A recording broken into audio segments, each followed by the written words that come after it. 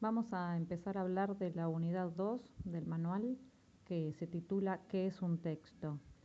En esta unidad vamos a ver las propiedades del texto, que son 4 fundamentalmente. Si ustedes ven en el cuadernillo, van a ver que está organizado en 4 puntos: coherencia, cohesión, adecuación y corrección. Y la idea es que esta unidad les sirva, por un lado, para desarrollar estrategias de lectura que permitan comprender mejor y más completamente los textos.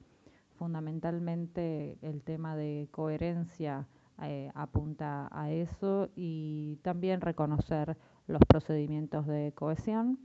Y por otro lado, el objetivo es que este módulo les ayude a escribir mejor, que sirva para la producción de los textos, para una construcción de textos que cumplan con las 4 propiedades necesarias, y que son las que después vamos a evaluar. En este primer video nos vamos a concentrar en el primer tema de los 4, que es el tema de coherencia. La idea es que ustedes puedan leer el cuadernillo por su cuenta, y acá puntualizamos en algunas de las nociones principales para que puedan también hacer las consignas, propuestas sobre este tema. Bueno, la noción de coherencia se relaciona con la noción de sentido del texto, ¿no? Decimos que un texto es una unidad de sentido, no es una suma de oraciones y párrafos sueltos, sino que el texto se concibe como una totalidad, es una unidad. Y decimos que es una unidad de sentido porque tiene un tema. Todo texto tiene una unidad temática. Y si es un texto extenso, complejo, podemos seguramente identificar subtemas o temas relacionados. Entonces, ¿cómo decimos que un texto tiene coherencia, que tiene unidad de sentido, que tiene unidad temática? Decimos que un texto cumple con esas características cuando las diferentes partes del texto colaboran en la construcción del sentido, ¿sí? Todas las partes del texto están relacionadas entre sí, apuntan al mismo campo temático, sin contradicciones, con una lógica interna que también va a determinar el modo en el que se vincula y el orden en el que aparece cada parte de la información. La noción de coherencia se relaciona también con la noción de contexto, con la noción de situación de comunicación, en el sentido de que un texto es coherente no solamente por el significado que se construye dentro del texto, sino también por su adecuación con la situación en la que está. ¿Qué se dice? Pero también quién lo dice, a quién, dónde y cuándo, ¿sí? Algunos ejemplos concretos para ver cuándo un texto tiene coherencia o no. Bueno, ahí les puse, ¿no? Por ejemplo, si un docente entra a un aula, a una clase, y empieza a recitar poesía. El texto en sí mismo no tiene ningún problema, quizás está bien construido, no tiene contradicciones entre sí, hay una unidad temática, pero una poesía en el aula de clase no tiene coherencia, no tiene vinculación con la situación de comunicación. Entonces, ahí estamos viendo que la noción de coherencia no es solo interna del texto, sino en relación con el contexto. Y una cosa más sobre este tema de coherencia. Podemos ver que hay 2 niveles, ¿sí? El nivel de la coherencia global y el nivel de la coherencia local. La coherencia global tiene que ver con la construcción del sentido de todo el texto, ¿sí? Y a partir de esta noción podemos llegar a observar y a construir la macroestructura de los textos. La macroestructura sería, de alguna manera, un resumen bien hecho siguiendo ciertas reglas, ¿sí? Que se llaman macroreglas. ¿En qué consisten esas macroreglas? Bueno, las macroreglas tienen que ver con la selección de la información necesaria para identificar la temática y la idea global del texto. La primera macroregla es seleccionar la información importante a través de la técnica del subrayado, de las notas al margen, es identificar los elementos más importantes, centrales en el texto.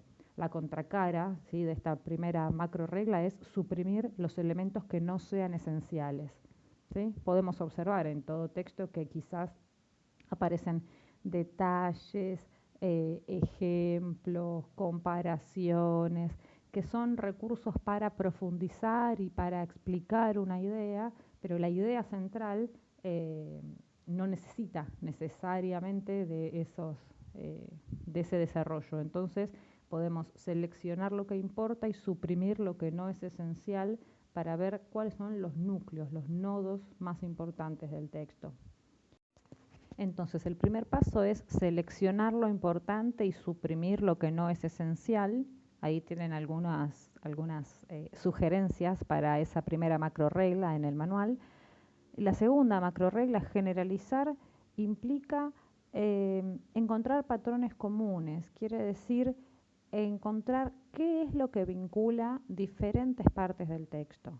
Una macroestructura no es solamente subrayar lo importante y a partir de eso, cortarlo y pegarlo como un texto nuevo. Hay que hacer una construcción interpretativa sobre eso que se seleccionó como importante. Seguramente podemos encontrar puntos comunes, podemos encontrar que lo que aparece en 1, 2, 3, 4 oraciones diferentes del texto lo podemos plantear en solo una frase, en solo una oración, que engloba a las 4, 3, 5 ideas que habíamos identificado como importantes.